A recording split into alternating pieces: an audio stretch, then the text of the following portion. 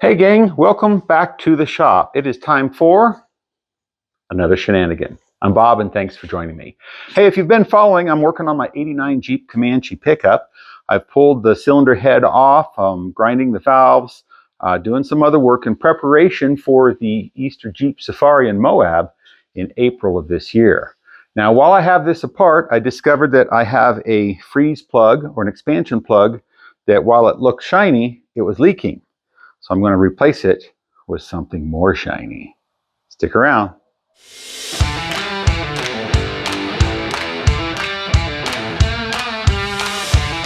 Okay, so what are the tools that we're going to need to replace these expansion valves? Well, it's a 2-inch brass plug. I prefer the brass over the steel plugs or the pot metal that you'll get for cheap. I think these cost me nearly $5 each. I could have got them for about $1 each, but you know, if I'm in here, let's do it right. Now, these engines actually have 7 expansion ports. They've got, as you'll see in a moment, they've got 5 along the side of the block. There's one at the back of the block and one at the back of the head. Now, I'm not pulling this engine. I'm not going to pull the engine just so I can pull that one expansion valve out. And the one in the back of the block, back of the head, looks really in good shape, so I'm not going to touch it. But these guys, it's time. What this is, it's a Dorman. I don't know if you can see the number there, 565069.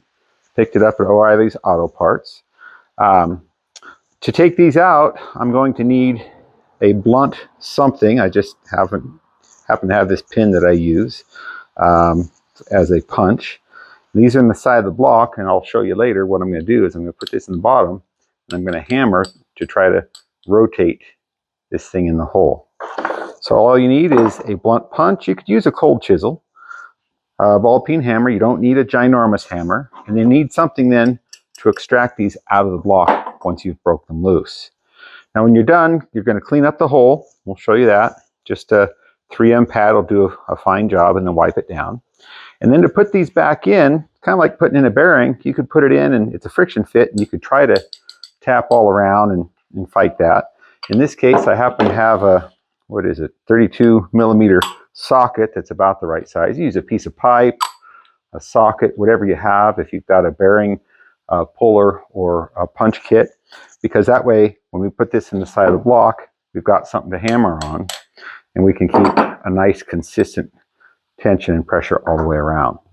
Now there are different ways of sealing this when you put it in. As I mentioned, this is a friction fit into the block. They're one and done. You put them in once and that's it. You can't pull them out and reuse them. I was always taught, and I like to use this gasket shellac. It's a good seal. When everything's clean, I'm going to slather it up around on the inside of the hole. I'm going to put a little bit on the expansion plug itself, and then we're going to put them in. So let's go take a look at pulling the 5 plugs on the side of the block that are in question. So this is a look at the driver's side of the block on this 4.0. What you see is these 5 2-inch circles, commonly referred to as freeze plugs. Also, I think the proper name when you go to the parts store would be an expansion plug.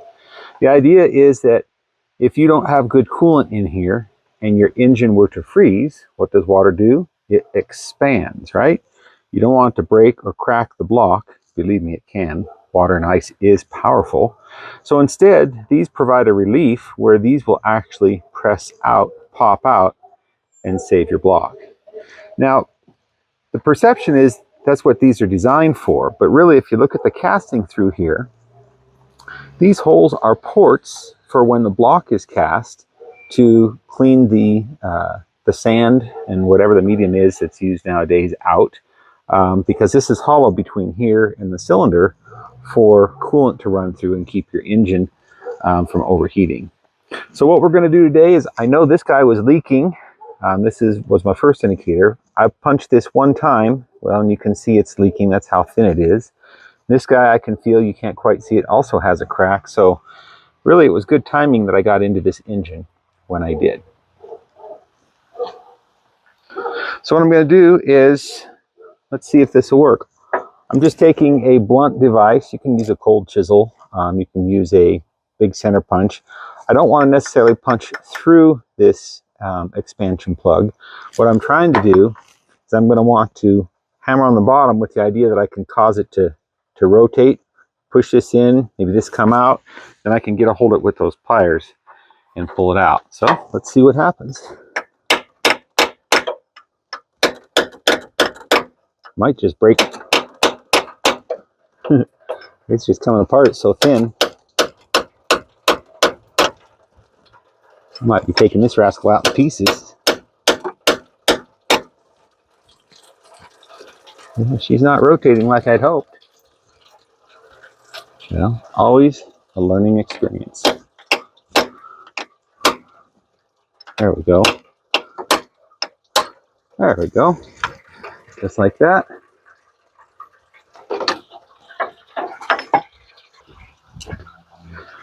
And grab our pliers. Take it out just like so. As you can see, this was getting pretty thin and it broke very easily. All right, so all I need to do now is get the rest of them out.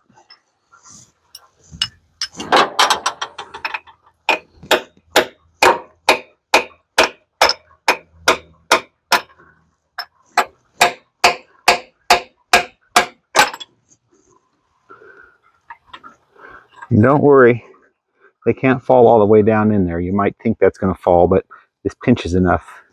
It'll save you.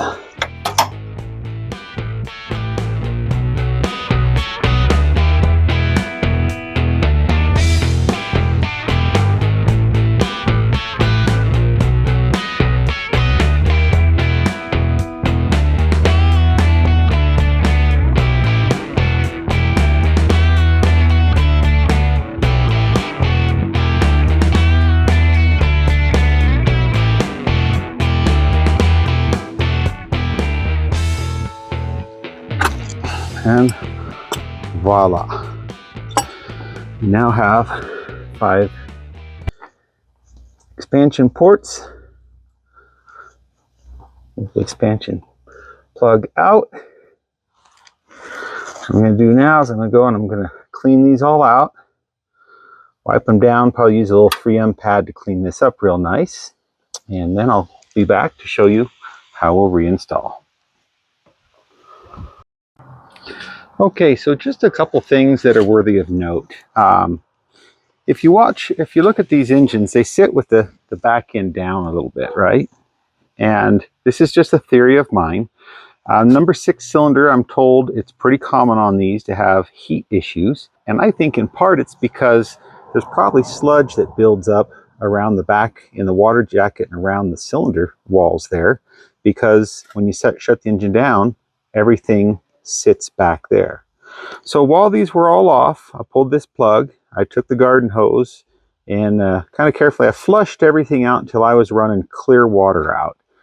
Front and back, cleaned it up.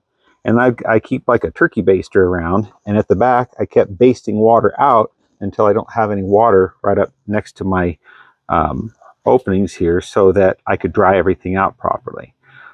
Just a theory of mine, but if you've got this apart this far, why not take the extra minute to flush that block out as best you can?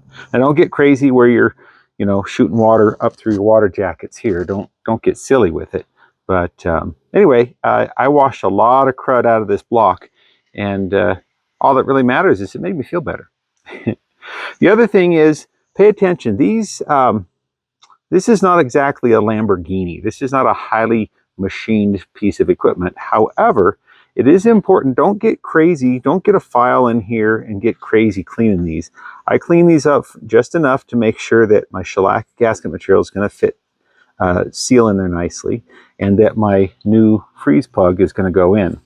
I took a little bit of emery cloth, and I would suggest do not go in and out like this, because you can roll these. And even though this isn't a finely machined piece of equipment, why risk maybe rounding this off and having your expansion plug not go in right, or maybe leak? So go around, follow the contours around. It's really easy to forget to get up top where you cannot see. but get it nice and consistent. Run your fingers in there and make sure that there aren't any obstructions. You're going to feel a little bit of casting crud in there. That's okay, because remember, we'll take a look in a moment. This plug is rounded on the backside, and we're only going to drive them in until they're flush with this flat surface out here. So I'll go get things lined up, and let's get ready to put these dudes in. Okay, so using our gasket shellac here, I use this because it's a good an old-fashioned gasket material, and obviously you're not going to buy gaskets for these freeze plugs, right? And sometimes silicone or Permatex just doesn't do the trick somewhere that needs to hold up to a lot of heat or in a place that we can't get to. Now, when you're using this stuff, it does want to get a little bit tacky, so you usually don't just throw it on there and seal everything up. I'm trying not to wear this off camera right now. So we're just going to give everything just a little light. It's kind of like a contact cement where it wants a little bit on both parts. So that's what I'm doing now. Exciting, huh? Okay, we're going to let those sit for just a few minutes. Okay, that's long enough. Let's see if we can do this without dropping them and without making a big mess. I might even take the time to make sure the Dorman and the part number are easy to read, because after all, that matters. Okay, using my socket, my ball peen hammer, I just want to carefully drive those in nice and straight.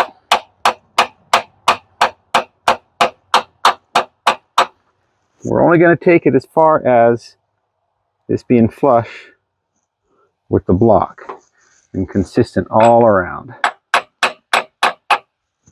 Because as you saw, the way we took them out was by driving them through, so I don't want to drive it all the way through. Just like that. That's one in, 4 to go.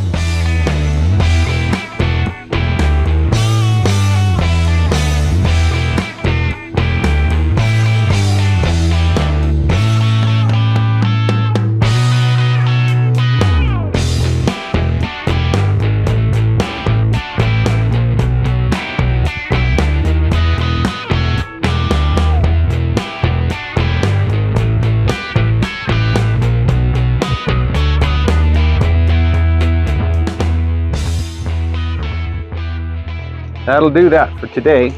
We've got in 5 new freeze plugs.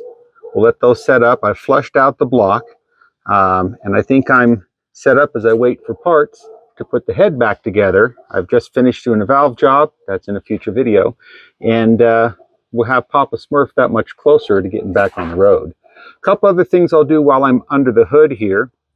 I'm going to move my alternator from down below up high where it's easier to get to, stays out of water. If I'm out and about in it. I've also got some cracks in my exhaust manifold. I'm going to take a look at that and see whether or not we can repair it.